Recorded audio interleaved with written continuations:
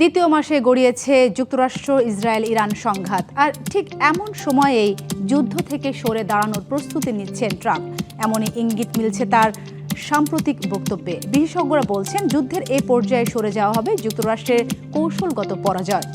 একই সঙ্গে ইরান এটিকে বড় রাজনৈতিক ও সামরিক বিজয় হিসেবে তুলে ধরবে। হরমুজ প্রণালী ইরানের নিয়ন্ত্রণ থেকে গেলে তা বৈশ্বিক অর্থনীতির জন্য হবে বড় ঝুঁকি। তেলের সরবরাহ ব্যাহত হলে এর প্রভাব পড়বে সারা বিশ্বে। ইরান যুদ্ধ থেকে সরে দাঁড়ানোর প্রস্তুতি নিচ্ছেন মার্কিন প্রেসিডেন্ট ডোনাল্ড ট্রাম্প। মিত্রদের উদ্দেশ্যে দিয়েছেন কঠোর বার্তা। যুদ্ধে যারা যুক্তরাষ্ট্রের পাশে দাঁড়ায়নি তাদের পরিণতি ভোগ করার হুঁশিয়ারিও দিয়েছেন তিনি।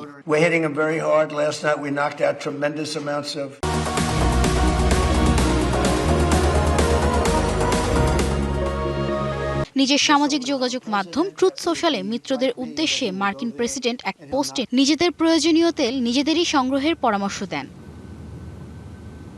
এর কিছুক্ষণ পর সংবাদ মাধ্যম সিএনএন জানায়, লক্ষ্য অর্জন না হওয়া পর্যন্ত হরমুজ প্রণালীতে অবাধ নৌ চলাচলের নিশ্চয়তা দিতে পারছে না মার্কিন প্রশাসন। পরে ওভাল অফিসে সাংবাদিকদের ট্রাম্প জানান, হরমুজ প্রণালীর বিষয়ে যুক্তরাষ্ট্রের কোনো ভূমিকা থাকবে না।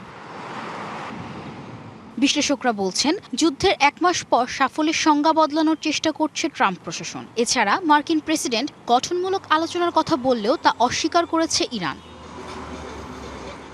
ধারণা করা হচ্ছে, বিশ্বের অন্যতম গুরুত্বপূর্ণ হরমুজ প্রণালী ইরানের নিয়ন্ত্রণে থেকে গেলে তা বৈশ্বিক অর্থনীতির জন্য বড় ঝুঁকি হয়ে উঠতে পারে। তেলের সরবরাহ ব্যাহত হলে এর প্রভাব পড়বে সারা বিশ্বে। অন্যদিকে জোর করে হরমুজ প্রণালী খুলতে গেলে যুক্তরাষ্ট্রকে বড় ধরনের সামরিক ঝুঁকি নিতে হতে পারে, যা দীর্ঘস্থায়ী সংঘাত এবং প্রাণহানির শঙ্কা বাড়াবে।